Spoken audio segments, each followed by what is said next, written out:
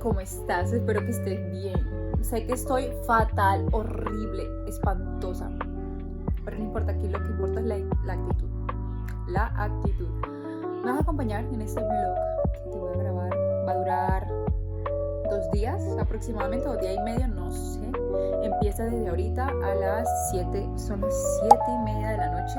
Me tengo que arreglar, ya tengo maletas hechas. Vamos a ir a una finca a hacer una pijamada en familia. Entonces me vas a acompañar en todo el proceso. Entonces nada, para que me acompañes.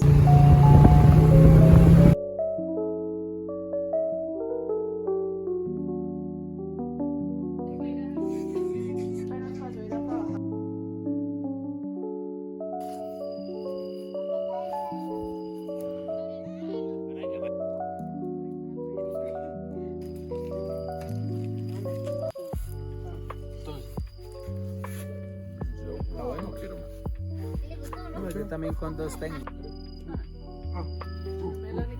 Bueno, este es el día 2. La verdad, anoche no grabé mucho porque traté como que de pasarla bien, de compartir. Amiga, estoy hinchadísima. Son estos días donde no uso maquillaje, no uso absolutamente nada.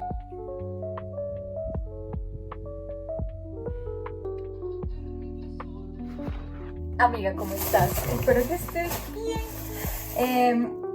Siento que este vlog está quedando todo chistoso porque solamente estoy grabando por pedazo aquí sin explicar tanto, pero como te digo es que yo quería como compartir más con mi familia, con mis amigos y todo lo demás, con mi pareja, con mi hija, y disfrutar más el momento. Entonces hubieron muchas cosas que no grabé. Ya salimos de allá y entonces fui a comprarme unas cositas. De verdad es un mini unboxing, o sea, no es tanta cosa que compré, pero mira, me compré el agua micelar, no sé si se logra ver ahí.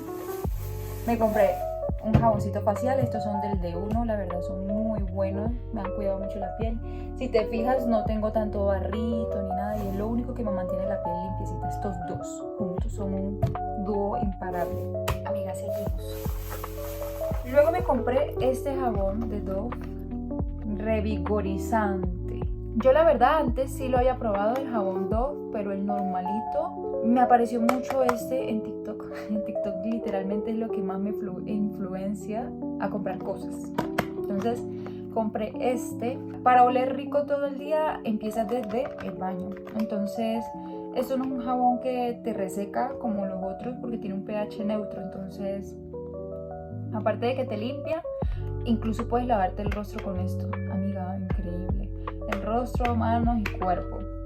Y sirve como una crema hidratante también, por lo que es todo cremosito. La verdad huele delicioso. Yo me quedé un rato así en el supermercado oliéndolo y oliéndolo. Huele muy rico. Bueno, y por último me compré un champú porque yo no puedo usar champús fijos. O sea, siempre tengo que estar rotando la marca. No tanto la marca, el estilo. O sea, no puedo usar, por ejemplo, este más de 2 meses, no, me causa caspa. ¿Por qué? No sabemos, pero bueno, pasa. Entonces me compré este que es el Glycolic Gloss del Viv. Dice que es para el cabello opaco y poroso. La verdad es que tengo el cabello opaco, aunque lo tengo sano, las puntas están sanas, pero vamos a intentar a ver qué tal. Antes de este usé el moradito, pero el transparente. Recuerden que hay 2 moraditos. Hay uno que es la tapa transparente y la otra no, que es igual, como algo parecido a este. Entonces vamos a ensayarlo y les estaré contando qué tal me va con esto. Y pues nada, yo no sé si parar el vlog aquí, aunque no creo.